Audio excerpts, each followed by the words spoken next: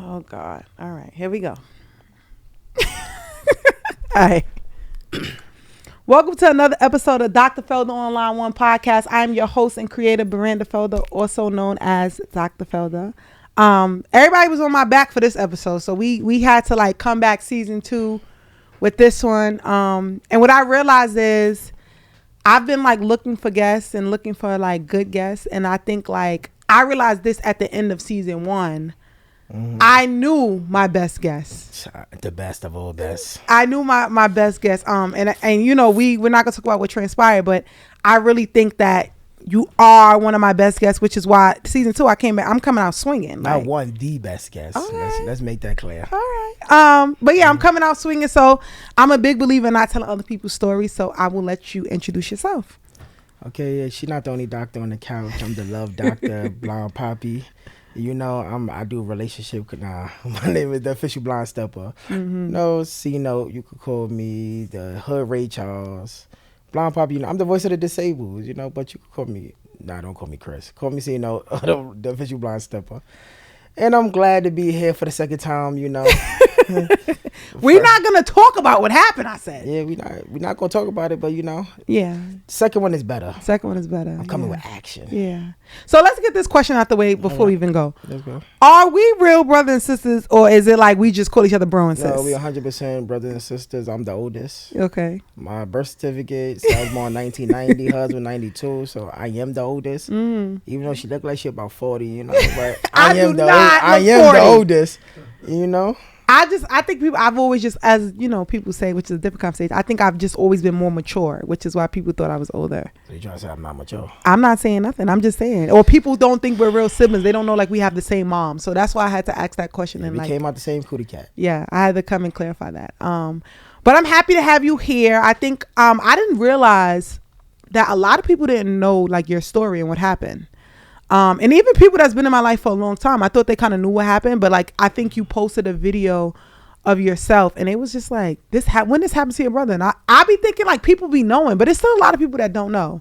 So let's talk a little bit about like why you're here. Like what are you here to talk about? All right, first thing first, if you don't know what happened about me, you need to go follow the Blonde Vanassi podcast. Yeah. And check in and follow the page and see what's going on. And you're lucky you my sister, because I would have sent you my invoice, but that's a different story. But yeah, well, 13 years ago, I was gunned down in the streets of Brooklyn. Mm-hmm. Shot twice in my head, once to the shoulder, left on the floor to die. And I'm diddy bopping today. Yeah. You want me to go deep into the story? Well, let's go. Let's start from the beginning. So before this incident happened, like what were you doing with your life? I know that was like that's an imperative part of your story too. Like what was happening before this incident happened? Like what were you doing? All right, before this, you know, I went to FDNY High School. I was pretty much pushing to be a EMT. I can't even say pushing. I was an EMT. Yeah. I fought. I passed the test. First person that ever passed the test of EMT on probation. Never been done before me. I broke down barriers. And the day I got my certificate, my badge to say you are a certified EMT, I was shot. Yeah. And left in the streets to die. Okay. So like before you went to that, I remember before you leaving, we were like driving, right? I think you like dropped us off, and you had your son, and you dropped him off. And I dropped him off with y'all. And the crazy thing about it, he never wanted to stay with y'all. Yeah. Never. Me and mommy got into an argument that day. Mm-hmm. It was just, everything was just moving. You know, like when you think something gonna happen, it's like, my older sister Crystal came down the block. I'm like, yo, I'm coming right back. I spins off. And she texts me, nigga, stop lying. You ain't coming back. Yeah. So I started laughing. I dropped y'all off. I picked up our stepbrother. We ride past the spot. I'm like, he like, nah, I don't want to go in, bro. I got to pay. So I said, what you want to do? He like, I want to smoke. So now I'm mad because I'm like, you wasting my time to even bring you over here. And I got to drop you back off. Boom. I dropped him back off. And in the midst of that, it was just like, God was just talking to me at that point. Yeah. Because I pulled up on my child mother. Me and her wasn't seeing eye to eye. We sat down in the car. We talked. After that, she went upstairs and she was like, yo, just call me when you get home. I'm like, all right, cool. I spins off. I go to a lingerie party. I'm in there. And it's my type of party. It's women in lingerie. I'm 21. We turned up. Yeah. I'm in there with my right-hand man. His sister was in there, which turned out to be my fiance, my ex-fiance now. But Yeah. so we in there, we vibing, we drinking, but I'm not drinking. I'm passing a bottle off. And this one, Ciroc was at its finest. Cocoloso was it. Yeah. Boom. They giving me the liquor, I'm passing it off. They giving me the liquor, I'm passing it off. Something just didn't feel right. So I'm like, all right. We hear shots go off. Me and him caught an eye contact. He like, yo, we out? I'm like, yeah, we out. And you're inside the party. We inside the spot. And you hear them shooting outside. Yeah. Okay. So we caught eye contact. He like, yo, I said, let it die down for a minute. Let the police come. Then we dipping out. He like, all right, cool. His sister came to me. She like, yo, you drove? I'm like, yeah. She said, you can drop me off home? I'm like, yeah, we all out. He goes outside. It was 30 motherfuckers out there. So I'm sitting there and it's like, this my right hand man. So I know what he can do. He know what I could do. We ain't worried about nothing. All right, cool. We put his sister and her friends on the other side of us. We walked through the crowd. Like, yeah, I don't got no business with us. We don't got no business with y'all. Yeah. Like, we leaving it like that. Boom. We walked through. I seen people I recognized that I knew. We caught eye contact. They ain't say nothing to me. And saying, all right, cool, whatever. We put them in the car. Then I realized one of our friends that we was with is still inside the spot. Yeah. The same one I'm feeding the liquor to. So he drunk. Yeah. I'm like, we all came together. We gonna leave together. So you feel like you had to go back and get your friend? We gotta go back. Yeah. He like, all right, bet. I said, but we not walking back around that corner. We gonna get in these cars. We gonna go around the block and we gonna tell him to come outside, jump in the cars. He like, all right, cool. I'm like, I'll drop him off. He like, all right, cool. Soon as we closed the door, two boys came behind us and said, you got a gun? So we looking like, what are you talking about, bro? Yeah. And these are boys that y'all don't even know. Don't know. Not a hole in the wall. Yeah. I'm like, do we got a what? He swung the umbrella. So he swung the umbrella. My right hand, Larry, grabbed the umbrella. Now they tussling. The other guy sitting there like looking like he don't know what to do. It's just he caught himself trying to swing at me. I knocked him out. Larry let the umbrella go. The other guy fell. I ain't about to stomp him, but I'm looking like, you know that scene in Lion King? You like the hyenas down there and everybody was running and all that. Hyenas is coming. It was just like that. Yeah. I grabbed his waist. I'm like, nigga, we can't jump in the cars. We would have had to play bumper to bumper. It was too many people running. And then my car's across street from his, so it's like, ain't no way in the hell we getting out of this. Boom, I grabbed his waist, we ran. And our number one thing is we gonna run, we gonna separate, but we always gonna meet back up. Boom, we hit the corner. He went left. We caught eye contact like break.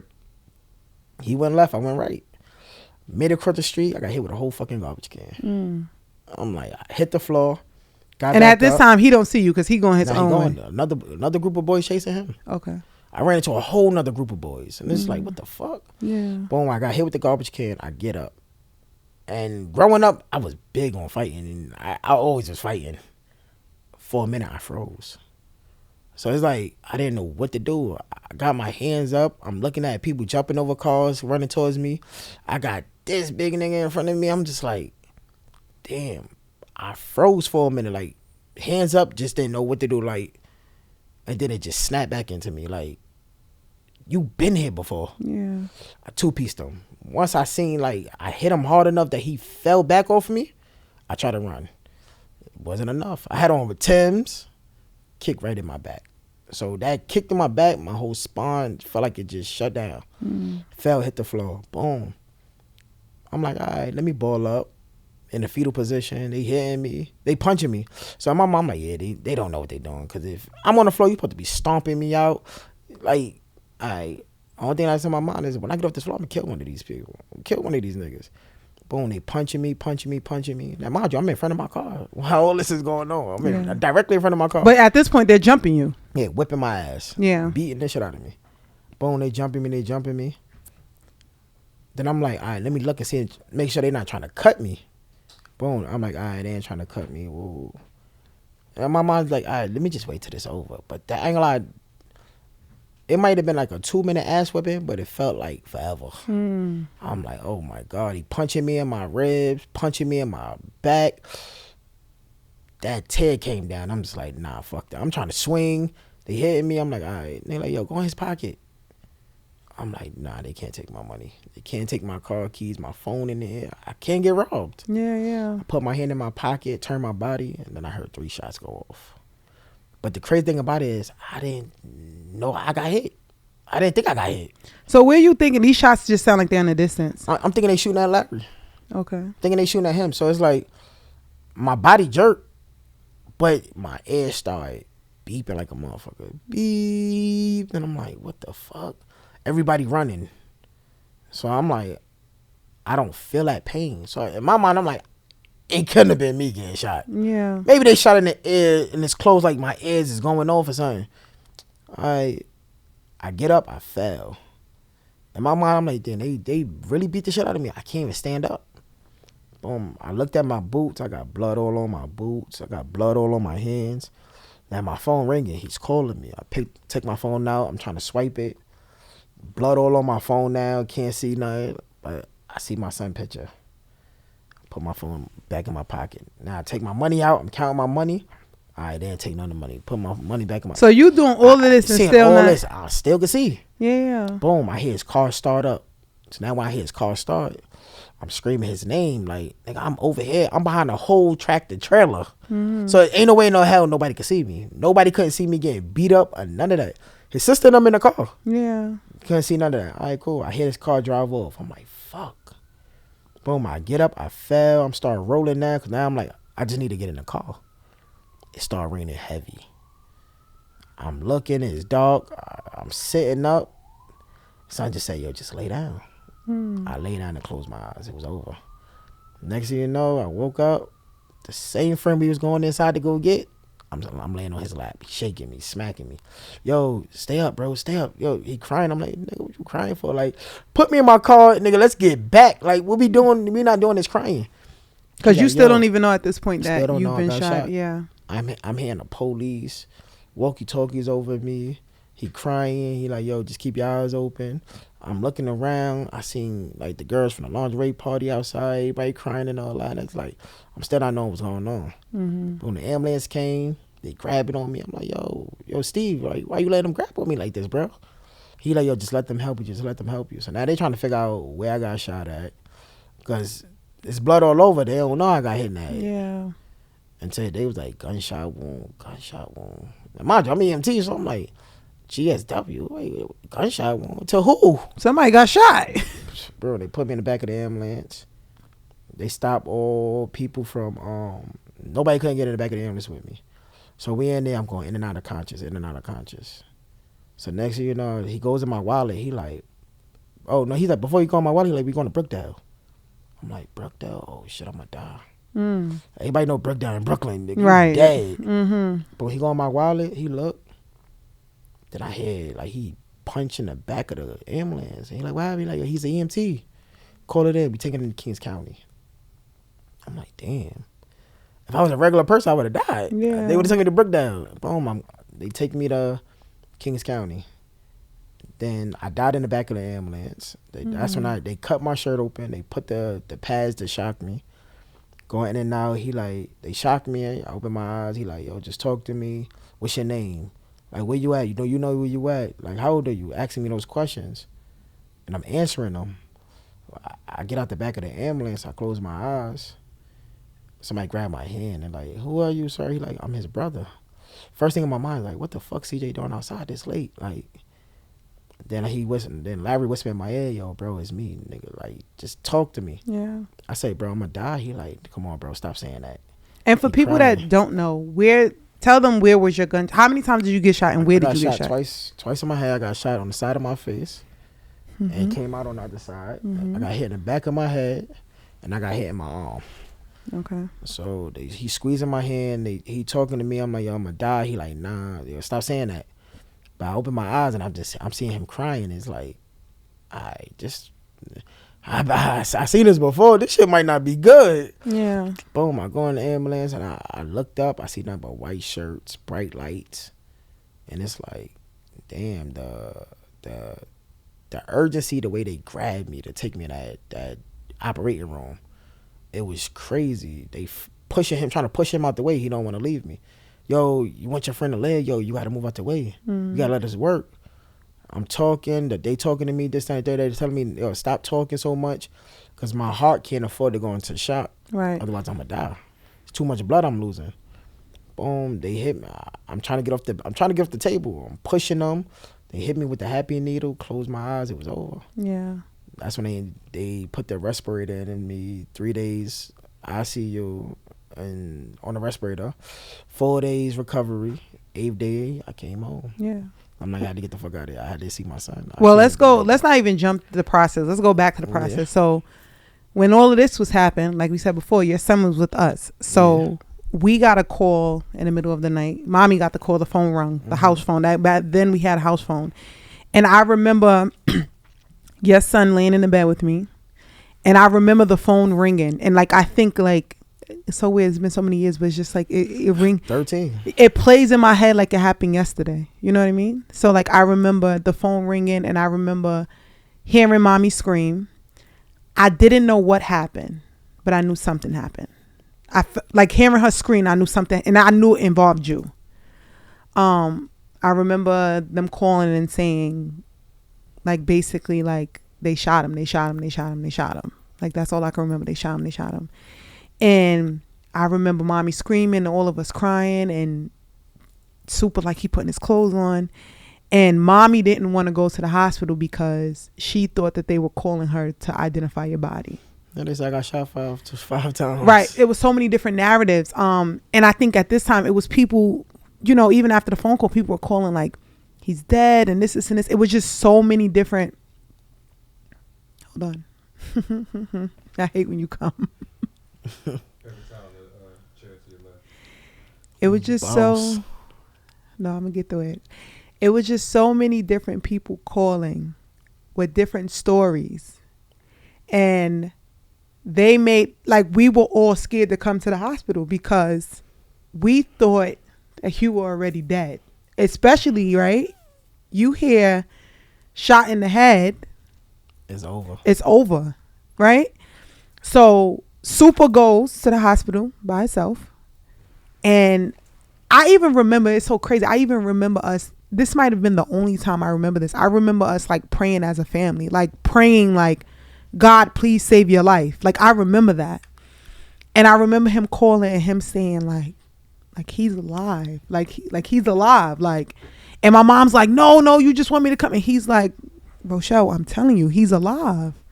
So I think that because we got so many different narratives and stories, people were already calling to pronounce you dead. They was counting a nigga out. Yeah. You can't count me out, man. Yeah. And I'm the hard-headed one out of all. Niggas can't count me out, man. I'm not going to lie, though. I was scared. I think that even to today, that was like the scariest day of my life. Because I'm like, he got shot in his head. Like, oh my God. You know? When we get to the hospital, sure enough, you're alive. You got these tubes in you. Your face is swollen. Your eyes are swollen. You had like, it looked like your eyes were bleeding. Mm-hmm. So you had like blood on your eyes, whatever. They had like little gauzes. We would wipe them with your eyes. And I just remember the hospital being, I can't tell you a particular face, but I remember the hospital just being flooded. That shit looked like one of my parties. Oh my God. Like flooded. Like it was just so many people. And I think it was just so overwhelming. Like for us, like as a family, and I understand like it's people, you have friends and people there that loved you. Like I remember, I can't remember everybody's face, but I just remember it being so overwhelming because it was so many people coming morning, night, day. It was a lot. It was really, really a lot. And I think for us, the worst part of you being unconscious for all those days was us not knowing the story. It was this one was saying this story, this one was saying that story. Yeah, a lot of people had a lot of shit to say, but it wasn't there. And it's like, if y'all was there, why y'all ain't call the ambulance? Yeah. And I don't know if I don't even know if still to this day if he's told you, but like I remember having a conversation with Larry. Like me and him had a conversation, and he's always said to me, he was like, when he get up, he gonna tell you what happened. Like that's what I remember him telling me. And yeah, I just remember us sitting waiting. So tell us what it was like the day you woke up. Let's talk a little bit about that. When I got off the respirator, my voice was gone because they just took the respirator out of me. So taking the cords out of my mouth, the voice is gone. And I remember, like no lie, Tahani, first voice I heard, because she was there when I got off the respirator. And I just hear her voice, and it just like, for that moment, it just like, everything just started flashing. Mind you, man, was not talking before I got shot. Yeah. She was mad at me. Mm-hmm. And the only thing when I heard her voice, it just was, yo, I'm sorry. But I'm saying it, but can't hear my voice. I can't hear nothing. Mm. And I'm like, I love you. I'm doing it with my mouth. She's like, I love you too. She kissing me. Like, I'm up now. She calls mommy, yo, he up. This time, third, next thing you know, it's like, it went from her just being in the hospital to the hospital being flooded now. Yeah. Now, he's up. He's talking. Like, I never left. Mm-hmm. I said, where's my phone? Where's my pants? And I did mommy like, yo, you just got shot. You worry about your phone in your pants? And then it's like, I got shot? I sit back, and then it's like, my world just stopped. Like, damn, I got shot? Mm. Never thought in a million years that, like, nigga, Chris getting shot? That don't even sound right. I'm like, all right. I'm sitting up there. People coming up to the hospital. Damn, bro, like, you got shot. We didn't think you was going to make it. You didn't think all right. I'm like, okay. But then I'm like, wait, why I can't see? Mm. People spinning the block, spinning me. Oh, your eyes swollen. I'm like, all right, cool. They had to cut my eyelids open. The eyelashes, because it was stuck together, dropping drops, putting ointment. I'm like, all right, they working on my eyes. They doing what they got to do. It's gonna take time. My shit's swollen. I still got blood coming out of my mouth. Yeah, so it was literally like it's a process. Yeah, it was like literally bleeding, and then after a while, we had like, you know, we would wipe them, and you had to like put ointment on it. It was like the blood was even drying up on your eyes. Yeah, so it was a process. I still got blood coming out of my mouth. I'm up. They suction in my mouth, all that. So it's like, all right, cool. The next day come. Girls coming up there, everybody, my girl. I'm confused. I'm like, I never knew this. I'm like, all right, cool. I'm appreciating the love. Next day come, I'm appreciating the love, but it's like, I'm still feel like I'm missing something. It's like, what's going on? Boom. One day, I'm getting out the bed in the hospital. I'm trying to use the bathroom. So I pee in a little thing that they gave me. And I sat there and I just cried. And it's like, yo, what's going on? I went in the hospital. I was 190. I don't feel like I'm 190. I'm skinny as hell. I'm light. I'm like, what the fuck? I don't even know where the bathroom at. And I dropped my head and I cried. I'm like, yo, what's going on? And I never heard Larry like, come on, boss, we don't cry, man. Come on, stop that. And I held my head up. He like, now you good? I'm like, I'm good, bro. And then we sitting up there talking, and I'm dozing, and he like, it's okay, you need help? And I'm just like, damn. I'm like, yeah. He picked me up and he put me in the bed, and me and him just talking. The doctor's like, sir, you know you're not even supposed to be in here. And I'm just looking like, how did you sneak past security? Like, nigga, these hours is over. Like, visiting hours over. But he like, yo, this my brother. I can't leave him by himself. He like, all right, we gonna give him his perk. And after that, you just leave it. When he go to sleep, like, all right, cool. Took the perk, me and him talking. We going in and out. And that's how, like, our bond, our relationship was different. Yeah. Because I'm talking, he squeezing my hand. He's talking to me. And it's like, we having that moment, of, like, that vulnerable moment. And he just like, yo, nigga, what happened would never happen again, bro. I'm like, it's cool. Do you feel like now, like, because you guys went through that experience, like, your relationship now is, like, really strong because of that? Hell yeah. Yeah. Like, our relationship was strong, Mm-hmm. but now it's like, it became stronger. I cried on the phone to this man. Yeah. I seen this man when he was at his lowest point. Mm-hmm. Like, we cried on the phone together. Like, people, he go through his moments. People might say, I'm not scared of this nigga. Like, this my brother. Like, he ain't gonna hurt me. Like, yeah. We may argue. Damn near came close to fighting, but at the end of the day, that's my brother still. On the 21st, he still texts me. Me and him, like, he go through. Me and him cannot talk for a year. But on the 21st of April, he'll text me. Mm-hmm. I just got to do a boss check. Is my boss still there? We living? We good? We all right? All right, that's all I just need to know. So no matter what he's going through, he gonna make sure I'm good on the 21st. Yeah. On my birthday, I can't tell you the last time I heard the nigga voice. Send me a voice note. Yo, happy birthday, man. We lived to see 35, bro. 13 years ago, nigga, it wouldn't have been this. Yeah. I'm like, yo, he like, yo, I love you, boss, man. Like, all right, cool. We checked in.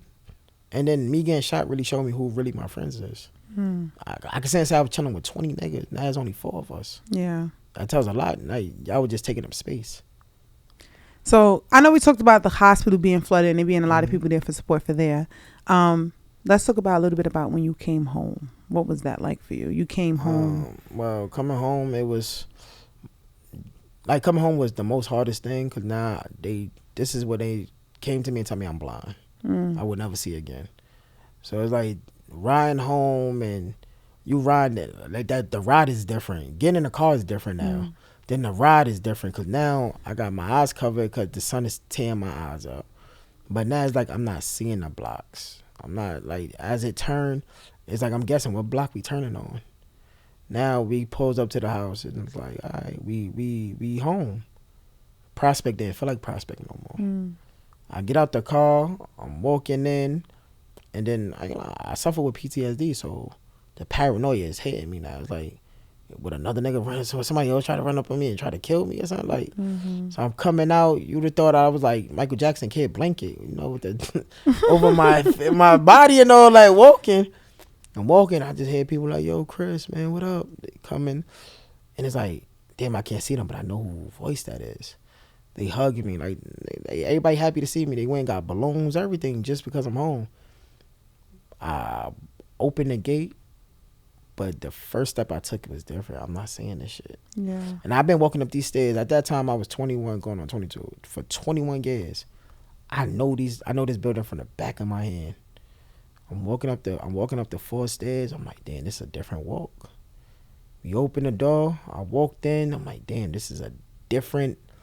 I'm coming in this building new. Yeah. Different. I'm walking up the stairs and I don't feel the same no more. And it's like, damn, like what's going on? Boom, I remember Moosey went before me. She told grandma mommy went before me. And she told grandma now they keep him in the hospital. That grandma just cooked the whole meal, collard greens, pot roast. She cooked all my favorites. And I just like when they tell her they keeping me, she just sat down at the table and it's like she was broke. But then when the door opened up and she seen me, she just jumped up and she hugging me, she grabbing me, and it's like, damn, I can't smell. So it's like that smell of I feel like every house got its scent. Yeah. I can't smell that scent no more. She hugged me. I come, I sit down, and it's like the TV on. I can't watch the TV. People talking to me, it's like I can't see the faces. It's like my brain is just trying to pick up on so much shit, but it's not doing it. Yeah. All right, cool. People coming to see me and all that, but the only person I really wanted to see was my child. So then I'm like, all right, I don't want to take this pill because I know if I take this pill, I'm gonna be going in and out of sleep like a dope fiend. So it's like I can't do it for him. Boom, he take it along. I'm fighting the pain because I'm in pain, heavy. What's hurting at this point? My head is hurting. My eyes is hurting. My arm is hurting. My body just hurting. Yeah. Body hurting. So it's like, all right. I lay on the floor. They're like, you all right? I'm like, yeah, I'm laying on the floor. I'm trying to fight the pain. Can't fight it no more. I said, fuck it. Give me the pills. I pop the pills. I go in the room. Taking my clothes off. Now it's like when I'm walking in my room, it don't feel the same no more. It's like everything just new to me. Now it's like CJ taking my pants off. He putting my pajamas on. I got my eyes wrapped up. I'm crying because I'm like, this is not my life. My little brother put my clothes on. It's not my life. The bell ring. They like, it's out there. The bill didn't kick in yet. He come in. He run in the room. He stand at the door. He looks. I'm like, Zah, come here. He won't move. I'm like, Zah. They like, Zah, you know. Mommy like, that's your father. Won't move. I'm like, I gotta take this shit off my eyes. My mommy like, nah, don't do it, man. I gotta do it. He gotta recognize me. Like, he's standing at the door like I'm some monster or something. Boom, we took that off. Eyes swollen and all that. He looked past the swollen eyes and the blood on my eyes and everything, ran straight to me now. Picked him up with my one arm. He hugging me, be playing and all that. For the moment, it's like, damn, this is what they try to take me away from. We playing. And then the pills start kicking in. Now I can't hold him as much because now I'm going in and out now. I put him down. He run off and all that. I lays down.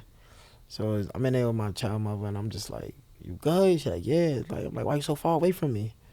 She's like, nah. It's like, it was just new to everybody. Yeah. I think everybody was everybody was trying to learn, like, I don't know if I should like play you close. And then like you said, like you look different. Like you understand, like your eyes was bleeding. Not only that, I used to feel like I don't want to touch you because I don't want to break you. Like, you get what I'm saying? It was like you were so fragile. Like you had the things over your eyes. And like I said, like I vividly remember like your eyes bleeding. And I was just like, I don't want to hurt him. I don't want to do nothing to make the situation worse. But I also want to touch base on, like you said, that like, you know, you started like suffering with PTSD. And I think that that's important just because PTSD, depression, and anxiety. Yeah. So PTSD, post-traumatic stress. Yes. Disorder. So PTSD and depression are the two things that like African Americans mostly suffer from. So I think that is definitely important for us to talk about that. And that's why I wanted you here too. Because we're going to make it through this interview. I'm not playing with you. I've been doing so good. Even though I've seen people struggle with it, I think it hits differently when the person you love is struggling with it. So I want to talk a little bit about what you were feeling and how did you navigate through your depression and stuff. Yeah, so I'm gonna let you go. Navigate. I ain't started navigating until 4 years ago. Well, what was it like? Like, what did it look like? It's dark. Yeah. It's lonely.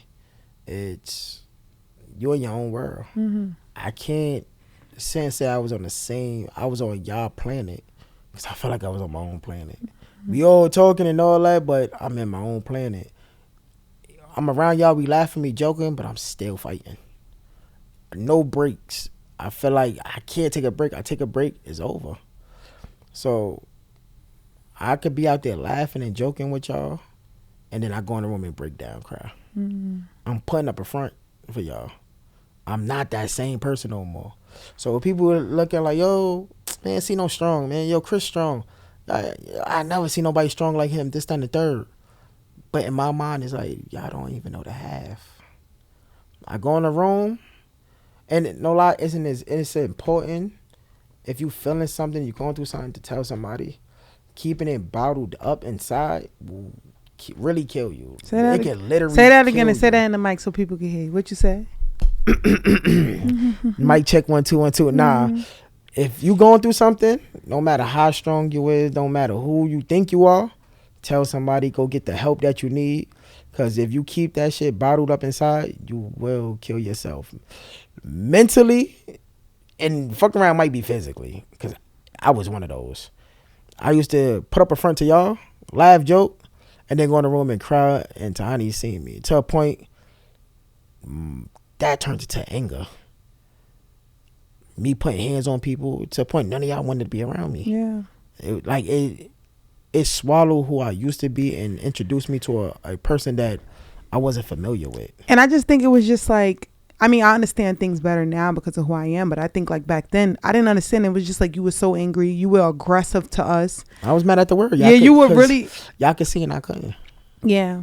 And I definitely, I don't think I understood that until times later, because even we talk about me and you, right? Like you used to do a lot of things for me that because you got shot and you couldn't see, you couldn't do no more, right? Like I didn't have a license before because you used to drive me everywhere. I think like even right before you got shot, I was like, Chris, can you drive me to the movies or something like that, right? I drove you downtown to J. Right, like you used to do a lot of things for me, so a lot of things I didn't feel like I needed to do because I had you, and I felt like when stuff happened to you, I no longer had that. Like I didn't have that person that I can really call. That transition was different because I'm used to being a head dog to now it's like, well, you're the oldest sibling, so that's why. But not only being an older sibling, I'm the person that you fuck with one of them. Oh, I'm calling my big brother. Yeah. Niggas did not play with me. So it's like, now I felt it was a sign of weakness. It's like, nah, I'm not the head dog no more. Now it's like, when people go through shit, it's like, I ain't calling Chris. Like, what you mean you ain't calling me? Like, ain't shit changed. My name's, and I got tripped up over my name is my name. Like, you can't take the name. You took my eyes, but you can't take my name. I was ego tripping. Yeah. That shit, that pride that I had inside swallowed me up. So I couldn't take it no more. I'm hearing voices in my head. It was one night, I'm hearing voices telling me to do like hurt myself. And then it's like, damn, everybody around me I'm hurting. My ex, my child's mother, I beat them up. And I'm like, I ripped my son picture off the wall. I'm going crazy. I'm knocking shit down. Mommy came over there 4 o'clock in the morning. And I'm just like, yo, I just want y'all to stay away from me. I don't want to hurt y'all. I can't control it. Yeah. But she like, I don't think you'll hurt me. And if so, then so be it. Like, we just gonna go at it. And I'm crying and I'm on the floor. And it's like, I don't even know who I am no more. All right, cool. Time going. I'm acting like everything is cool. Everything is good. I go to a therapist. And he made me describe my son. I started crying, and he's like, I broke you. I'm like, I ain't coming back here no more. Like, it ain't for me. And, you know what I think, though? I think that, like, one of the second worst days that for me was, I remember you had a conversation with mommy, and you told her, like, I don't want to live anymore. Yeah, she asked me, so what you gonna do? Stay in the room and die? Yeah. I said, that's my plan. And I think that, hold on, I'm getting it together. I'm trying. I'm really trying. I've been doing so good this whole interview. I'm trying. Wait. Okay. I think for me, I couldn't understand. Like, I just was like, God spared your life. I couldn't imagine life without you. And for you to feel like you wanted to die. Oh my God. This is why I hate when you come. I hate when you come. I felt I was incomplete. I wasn't get complete it. No more. But I think outside, for us, my independence was gone. And like I said in my podcast, I felt being alive made y'all happy. Yeah. But I felt y'all forgot what about my happiness. Yeah. I'm not happy. I can't take my son to the park to shoot a ball. Mm. Can't push him on a swing. I gotta wait for somebody to take me to do it. I'm like, this is not my life. Now I gotta wait for somebody to get off to take me to Fulton Street to do this. I'm on Social Security. That shit was giving me $300 a month. I'm like, how can I take care of my son with this and still maintain being me? Nah, this shit ain't me. I'm paying my phone bill. Then it's like I got to depend on people to help. I'm like, I'm not used to this shit. I'm like, all right, cool. So then I leave. Like, and the crazy thing about it, I try to commit suicide. But leading up to that, I go to therapy. What was therapy like for you? Bullshit. And I suggest go to therapy. Like, if you go to the therapy and it's not the right one, the doctor not the right one, go to somebody else. Go to somebody else until you find a perfect match. But that's what I feel like sometimes you didn't do. I feel like you didn't really like go multiple times to find your right person. You know? I copped out. I'm battling, and then I'm in here with a Caucasian man that sat there and said, hey, you got shot? Yeah. Oh, the only pain I witnessed is falling off a bike. And I'm like, you trying to compare the two? Oh, where you from? Lack of cultural competency. Yeah, like, where you from? From Brooklyn. I'm from the streets. Like, it's nasty out here. It's mean. And Dad, they would just shoot you for no reason. Yeah. I'm like, where you from? He's I'm from Long Island. I said, when you leave out of here, you get in your car and you get on the highway and you drive to your gated community. You don't gotta worry about if somebody gonna kill you while you walk into the store. You in the park. So we from two different worlds. We're from two different worlds, yeah. He didn't understand that. And then he was asking me questions. What really made me say he not strong enough for me? He asked me a question. He says, he said, if you were to see the guy that shot you, what would you do? And I lift my head up and I started laughing. I said, you really want to know what I would do? He said, yeah. I said, I put a gun in his mouth and made him eat it. And next thing you know, niggas ran in the room. I'm like, wait, what's going on? Cause he like, hello, get somebody in here. He was like, yo, he was like, nah. Panic button. Yeah, that's exactly. You know it's real. Yeah, I tell you all the time they have a panic button. He said, no, I made a mistake and pressed the button.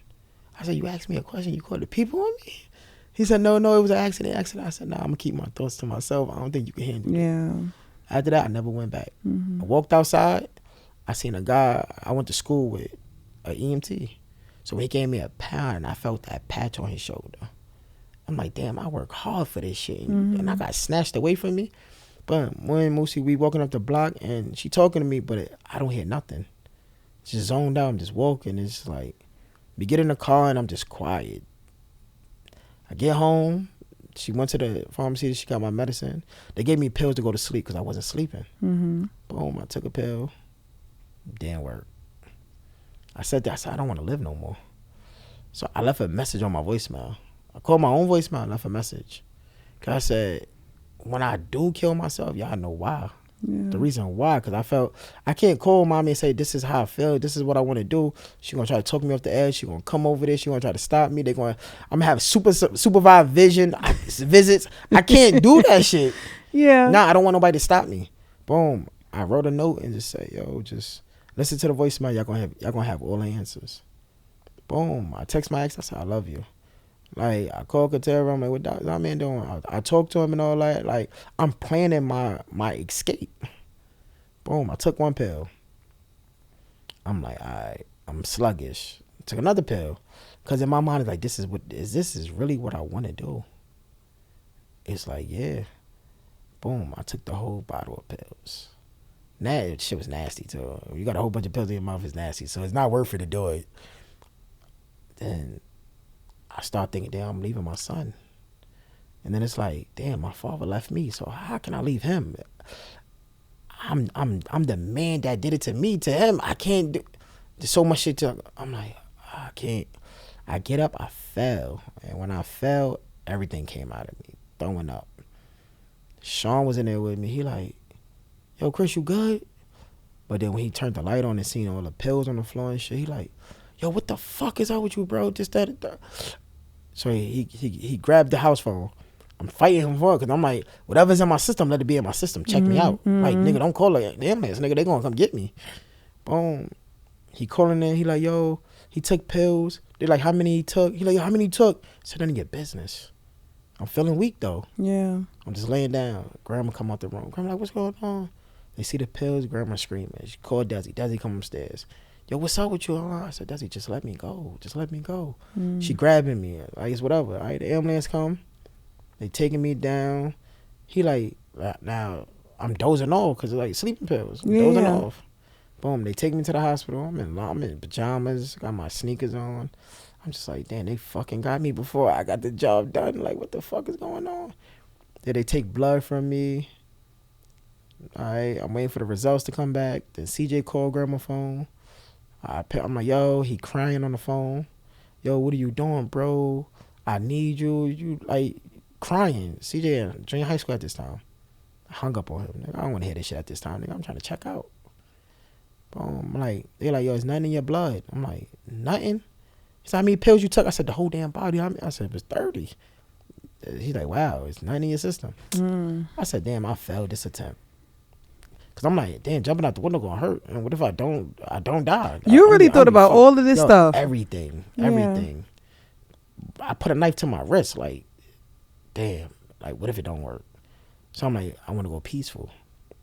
I'm like, all right, I'm ready to go. They're like, ready to go where? I'm like, I'm ready to go home. He said, you're not going home. I said, not going home. Yes, I am going home. He said, no, you're not. And then that's when I set up. I said, I'm going to fuck home. The security came, pushed me down by my chest. They strapped me in, just that. And I'm riding through the hospital strapped in. I'm pissed off. They get people looking at me. Goes upstairs. They got the ID card. I'm like, I'm going on this elevator. He like, yeah, you need a card to get out of this. I'm like, a card? They take you to the psych ward. They push me up there. Grandma like, I'll be back. I'm like, you leaving me? She's like, yeah. I'm like, all right. I grabbed the phone. The phone ain't leaving off the table. I said, damn, what the fuck is going on in here? I'm like, all right. I'm laying down. I'm like, how long I got to be here for? They're like, it all depending on you. Yeah. I'm like, damn, all right. I ain't calling nobody because it's like, fuck it. I'm in here. I'm watching TV. I'm like, miss, why you at the end of the bed for? She said, I got to watch you. I'm like, you got to watch me sleep? She's like, yeah. I'm like, all right. I get up to use the bathroom.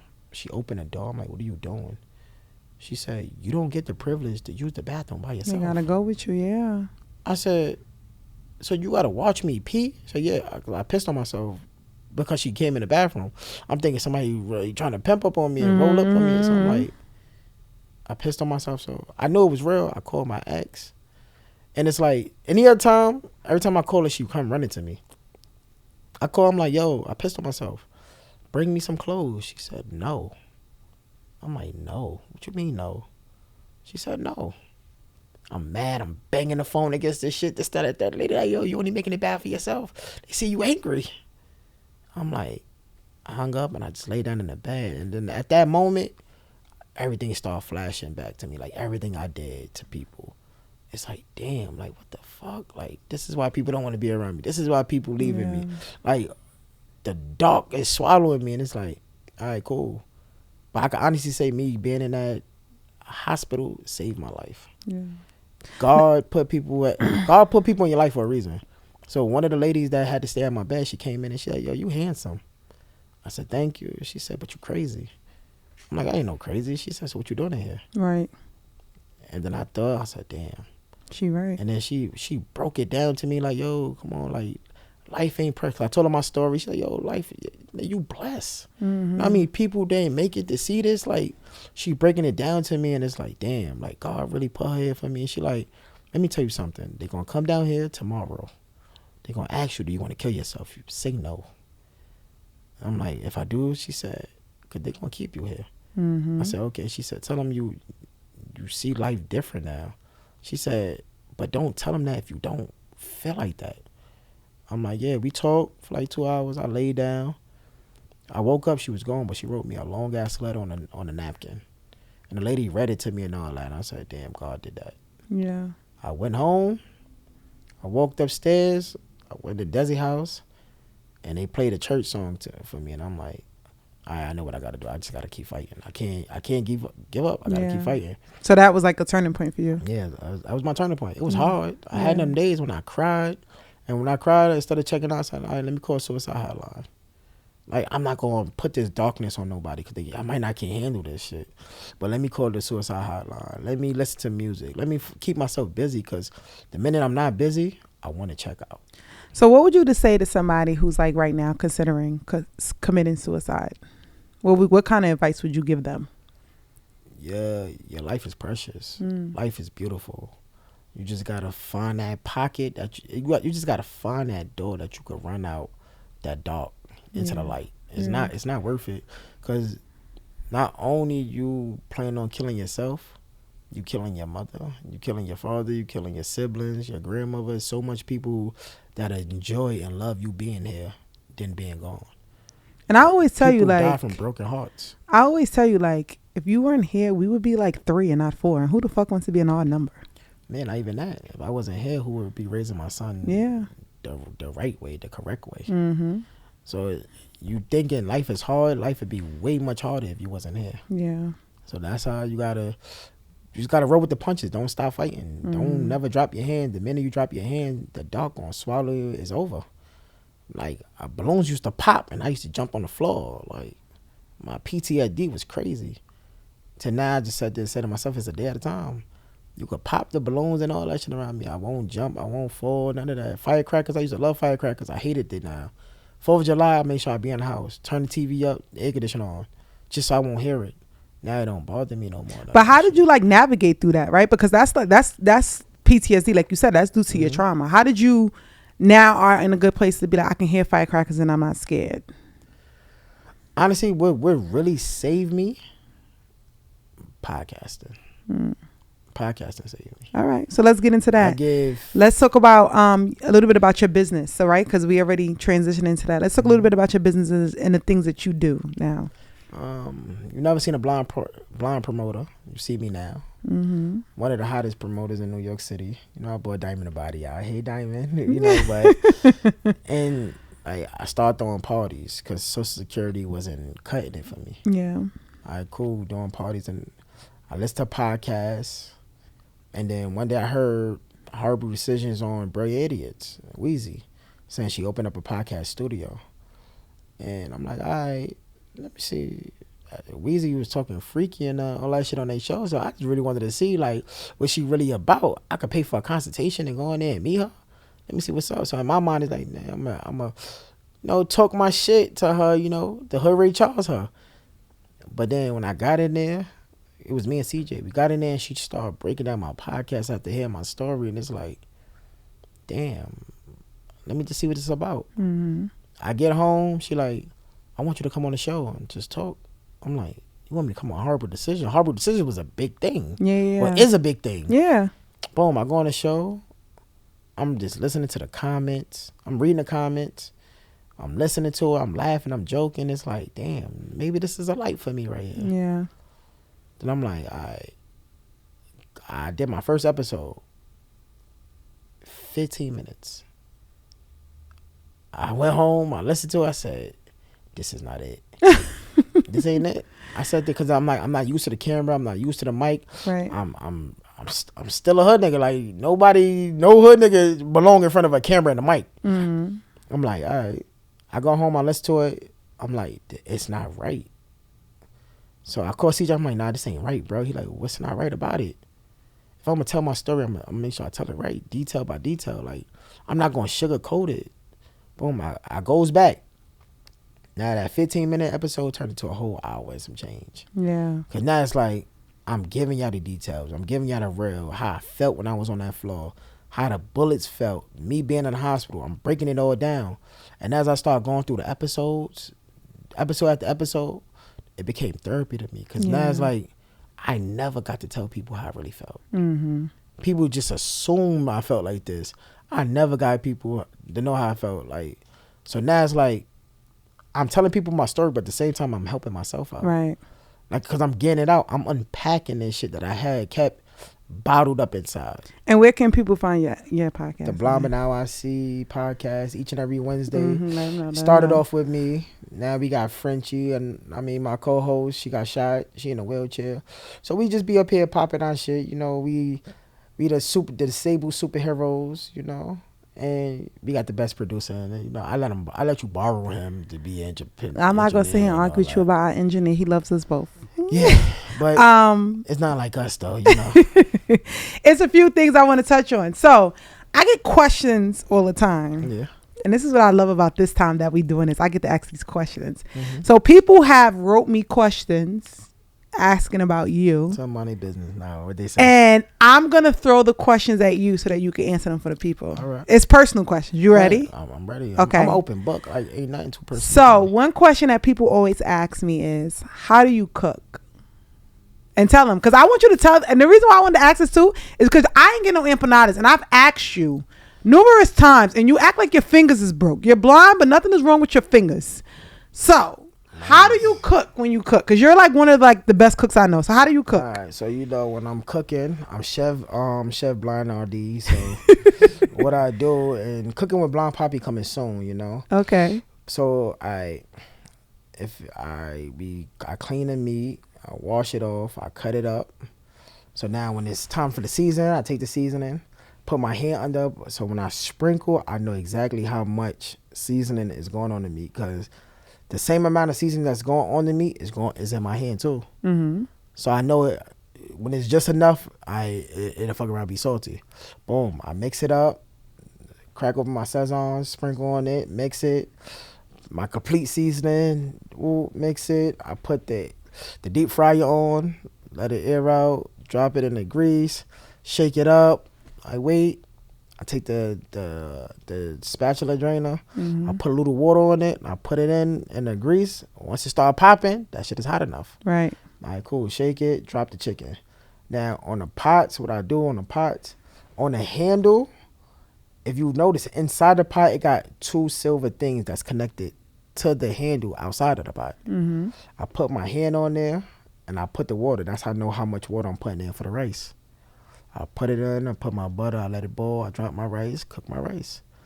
Corn, I just throw it in there, put my butter, throw a little sugar, and I cook it. When are you going to make the empanadas I asked for? Oh, you want to know how to make the I can teach you how to make the empanadas, so I don't got to do this shit. I want you to teach me. I want you to do it. No. no. I don't want you to teach me. I want you to do it. Moving on to my next question. You will not take over my show. People want to know, how do you use the bathroom? Do you stand up or sit down? Oh, I'm still a nigga. I stand up. I don't do the sitting down. These are questions I got in my DM. Only time a nigga sit down is I'm taking a shit. These are questions that I got in my DM, so I felt like I had to ask. Pull up the toilet seat. See, the thing is, like, I pull up the toilet seat.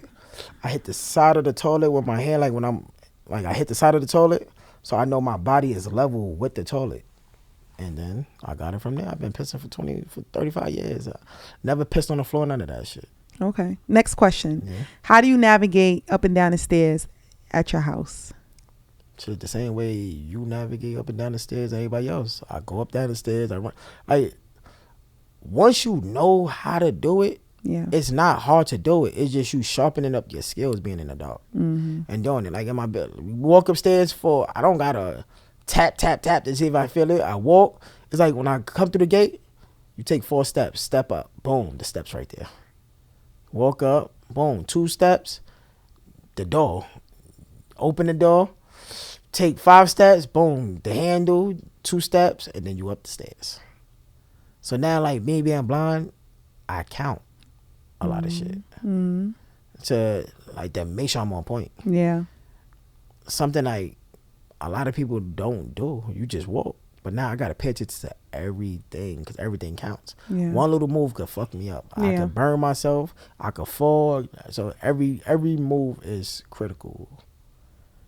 Okay, my last question. Do you feel like, since I know the answer to this, but this is what people DM me and ask me, do you feel like since you lost your eyesight, your other senses have sharpened? And if so, which ones?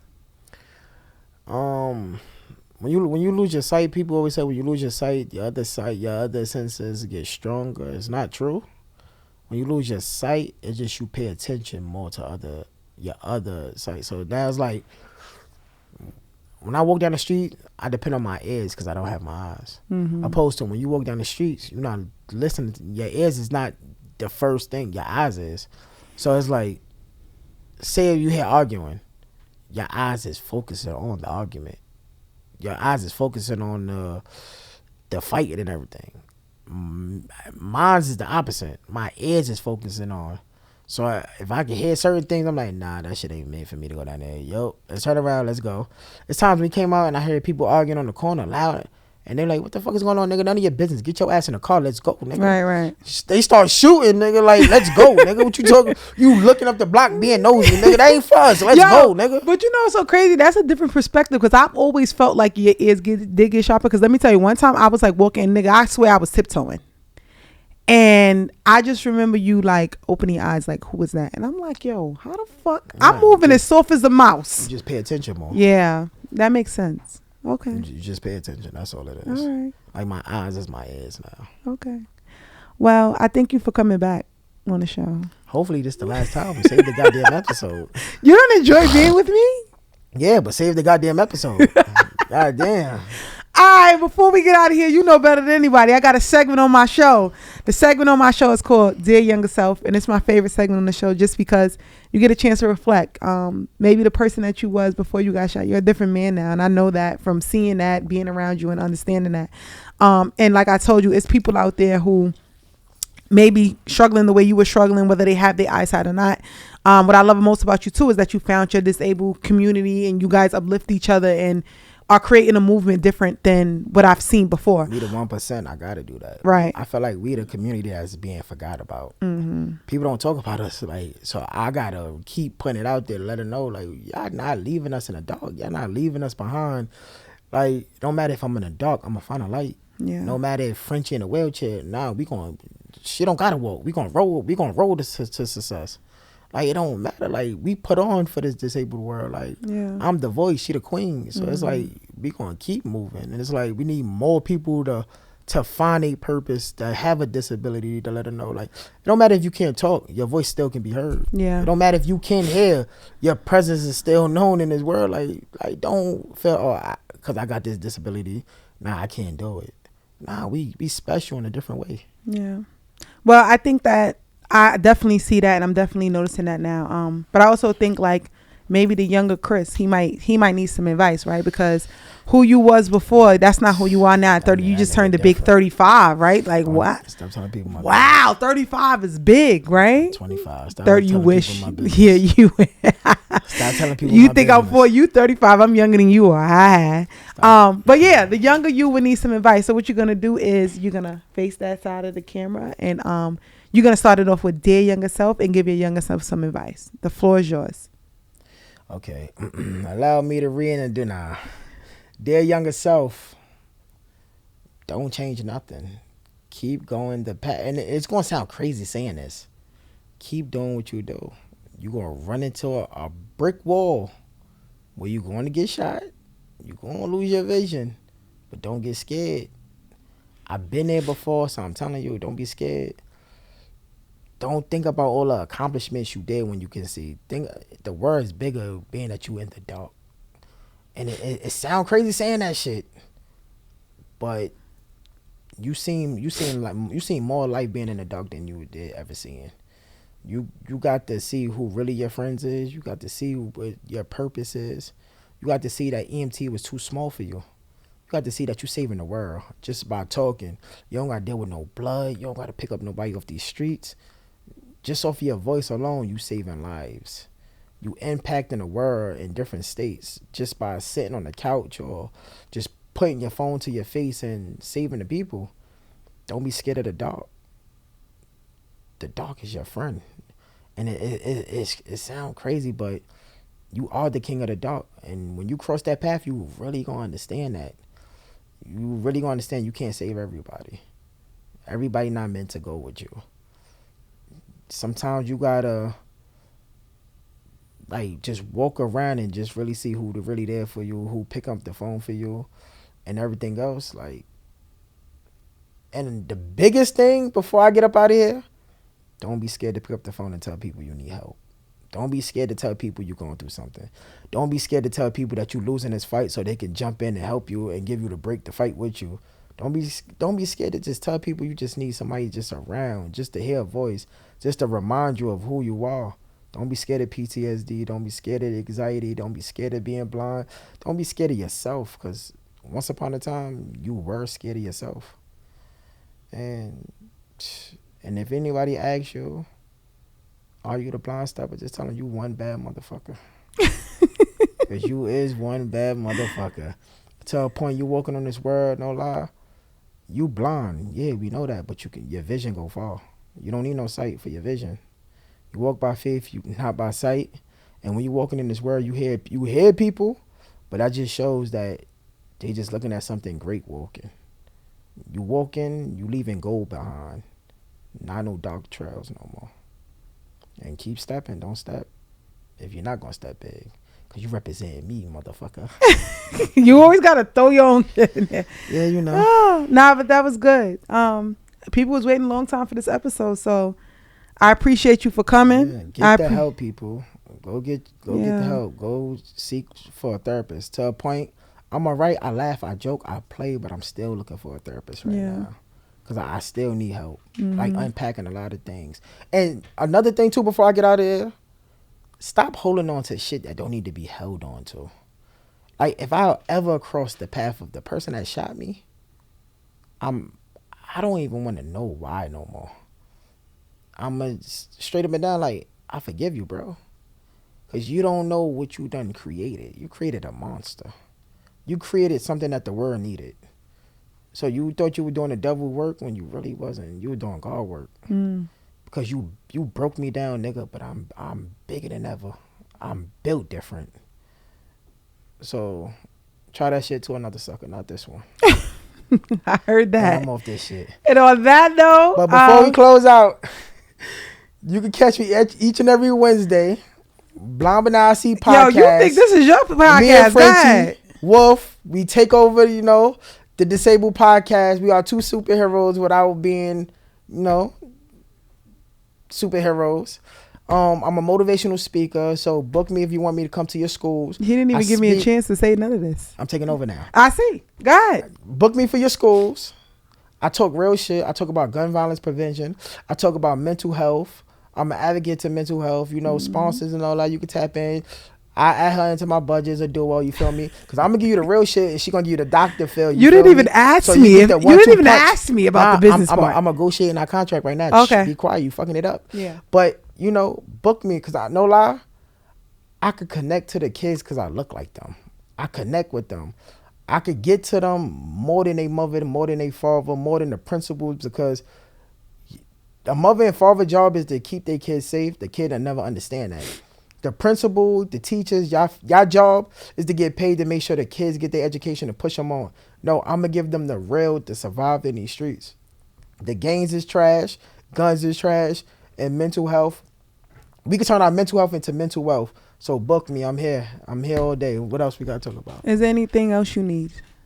Oh yeah, follow me, Blonde Benassi NYC on Instagram. The official Blonde Stepper NYC. Yo, I ain't no little nigga. You can't punk me. This my show. This my shit. Shit, you got me here back the second time, so I gotta plug my shit in. This is my shit. Make sure you follow and run his shit up. But as I always say, thank you for tuning in. This is the Dr. Felder Online 1 podcast, and I'm the creator. I thank you for tuning in. Run this up, like it, comment, and make sure you retweet.